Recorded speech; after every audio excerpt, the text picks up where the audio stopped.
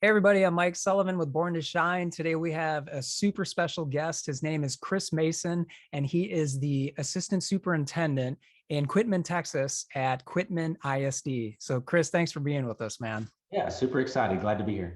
Awesome. Well, let's just jump into it. Everybody here wants to hear your story and how did you get to become the Assistant Superintendent? That's a pretty big deal.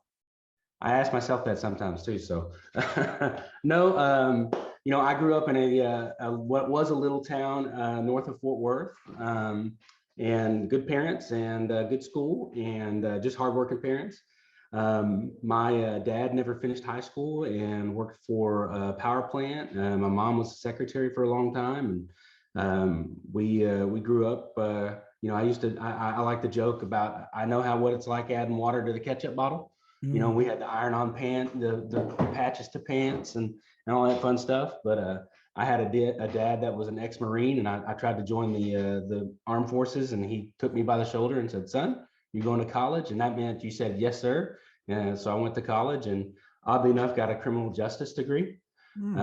And was on an interview in McKinney, Texas, and a second round interview with them. And about halfway through it, realized, you know what, I really think I'd rather be a teacher and coach. I had some really great coaches growing up, and that impacted me. So got an alternative education certificate and started teaching history, and kind of went through the ranks, junior high coach and teacher, and then into high school. Was able to go to a school district in the Metroplex, Mesquite ISD, and they pay for your master's.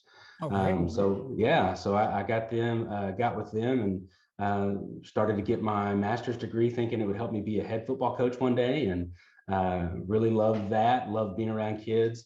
And through that process, really felt called and pushed into being an administrator. I think anybody that's been in administration or in school long enough knows they've all had probably a really great one that made a difference, and then also a really bad one that made a difference. So what I could see is that we needed more good ones, and I thought, hey, I think I can do that. Got a job in a little school district in North Texas, Leonard ISD, was a junior high principal there, and then a high school principal for 3 years. And then was lucky enough to interview and get this assistant superintendent job where I kind of wear 1,001 different hats. So I'm over student safety, transportation, IT. I do basically all of our compliance with the state of Texas and the Texas Education Agency. And I also manage all our federal grants, which right now we have 7 grants open for this cycle. So a lot going on in the education realm for Texas, but it was a good and long journey all in one. A lot of good people down the road with good advice, giving me insight into, hey, this might be a good path, or hey, this is a good way to do this. So a lot of different ways. Kind of hindsight's 2020, and you get to look back and go, man, if I hadn't met that person, then I probably wouldn't be sitting where I'm at. So my superintendent, Miss Rhonda Turner, gave me a chance on a phone call that was supposed to be 10 minutes, turned into an hour. And at the end of that, just talking about how much we love kids and what we want to do to help them be successful. When we could kind of tell right away that I think it was going to be a good fit. And here I am still sitting here. So I guess it's been all right. And that's awesome. That's more than all right. That's unbelievable. And then speaking of kids, when you were a kid, Chris, did you have any struggles at all? When you were in elementary school or middle school that you feel comfortable sharing with our audience? I was that kid that, so I'm the oldest of 3 siblings. And I'm definitely that kid that as my brothers and sisters came through, we grew up in the same town and had the same teachers. That teacher would see the roll and see my sister's name that had Mason tied to it and go, "Oh, is your brother Chris?" I probably would have been diagnosed with ADD very quickly. I was pretty rambunctious and got in a lot of trouble until I figured it out in high school. So I remember having to take some speech classes in like 1st and 2nd grade because I had a little bit of when I said my S's, I would say it with a little bit of a lisp. So I have a distinct memory of that, and wasn't always handled very politely. Sometimes you just got pulled out of class and you were that kid that got yanked out of there. And so I always kind of remember that when I deal with my own students and even with my own sons, trying to make sure that we deal with that delicately, and that Yeah. kids, even first and second grade, don't like to feel different. Man, that's beautiful that you're using what you went through now to handle the situation for your own kids and kids within your school district really delicately, so they don't feel like they're put on the spot. So that's awesome, man. Good for you. And then what are you guys doing at ISD on a district level that you've noticed has been really working well to support all the kids with their emotional and mental health? Yeah. So about the time I came in, we really started trying to support our kids with that social emotional learning piece.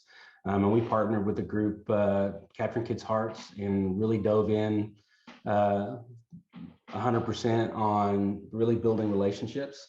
And I think that's really been the biggest one for us. Our mission statement here is educating every child, every chance, every day. And we've really hammered that to all of our adults of how important that is.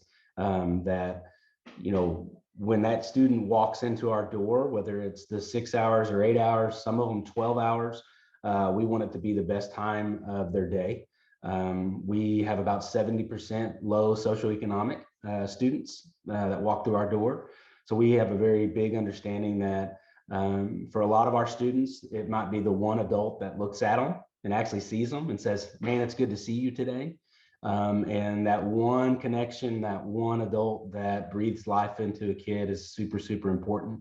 And we just want to make sure that we don't miss any kids, and that when they leave Quitman ISD, they're ready to go be whatever they decide they want to be, and that they have the tools and the ability to go do that. So we've really pushed that relationship and building those connections.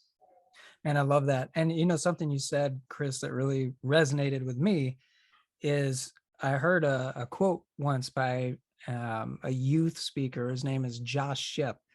And he said something very similar to what you just said.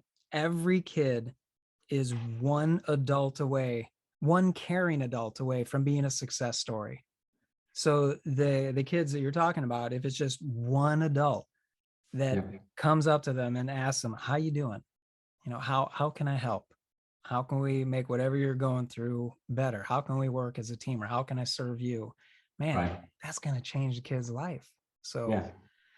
that's awesome. Well, And and that's what we're after, is we want to, we want to let them understand and know that education's a way for them to break cycles and break chains. right. Just because your parents struggled with this or fighting through this doesn't mean you have to. You're not stuck there. You get a choice, and we Totally. want to be able to provide that for them. Yeah, that's awesome. That's beautiful. And then is there anything else that you'd like to share, Chris, with our listeners that maybe I didn't ask or that I missed that?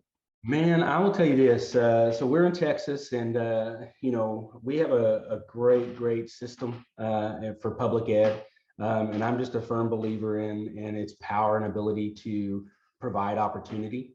We have so many students that need just a chance, and need adults that want to see them and are glad that they're there. And for us in Texas, I think it's a great system. We're a 3A school. We have about 1,200 kids, pre-K through 12. And there's a lot of schools that are like us, that have one elementary, one junior high, one high school. And really what happens in our schools and communities is that we get to see kids from 4 and 5 years old all the way up to they're walking across the stage at 18. And those relationships and the community that we get to build is just something super special here in small town Texas, that you don't find everywhere. So it's a really special place. And I think we're like everywhere else. So I'm going to say it. And if 1 million people hear it, great. Texas needs more teachers. Y'all come on down. That's awesome. Well, thank you so much, Chris, for being with us and sharing your time with us. I know you're super busy. So, and thank you for sharing your story and sharing what's working for your schools and what's helping your students. And yeah, thanks just for being a part of this. Yeah, very appreciative. Always like to talk about school and kids. And I do want to brag. We got a kid named Bobby Irwin who just won the National FFA Talent Show. So look him up. Great singer. It's going to be huge one day. So. Wow, that's amazing. Awesome. But next Bruno Mars, what next Yeah, next he's Justin country Timberlake? singer, but Nice. he's pretty awesome, and he's he's going somewhere. So we're Next excited Blake to. Shelton, right? Would it be Blake Yeah, Shelton? He's a big, yeah, I okay. think he has better hair. You There you know. go. Well, that's awesome, man. Thanks a lot, Chris.